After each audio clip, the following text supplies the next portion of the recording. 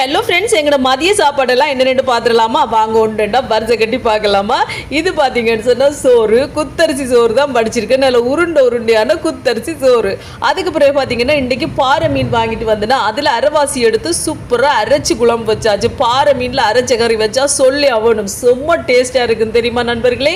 அதுக்கு பிறகு இன்றைக்கி மணத்தக்காளி கீரை வாங்கிட்டு வந்தேன்னா அதில் தேங்காய் எல்லாம் போட்டு சூப்பராக ஒரு வரையொண்டு வறுத்தாச்சு.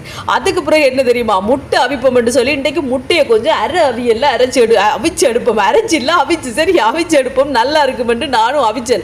அது சரியான ரொம்ப அவியெல்லாம் போயிட்டுது, ஆனாலும் நல்ல டேஸ்டாக இருந்துச்சு தெரியுமா நண்பர்களே? அதோட அப்படியே எடுத்து வச்சாச்சு. நாங்கள் சாப்பிட்டோம், செமையாக தான் இருந்துச்சு. அங்கே சின்ன வாட பால் சொதி இருக்கு. இது இவ்வளோ தான் இன்றைக்கு எங்கள்ட மதிய சாப்பாடு. மீன் குழம்பு பார்த்தீங்கன்னு சொன்னால் அரைவாசி மீன் எடுத்து வச்சேன். ஏன்னு தெரியுமா, இனி அங்கே நல்ல லீவு போயா பொங்கல் எல்லாம் வருதா, மீன் வருதோ தெரியாது, அதோட கொஞ்சத்தை எடுத்து வச்சாச்சு. ஓகே ஃப்ரெண்ட்ஸ், வீடியோ பிடிச்சிருந்தா சப்ஸ்கிரைப் பண்ணுங்க.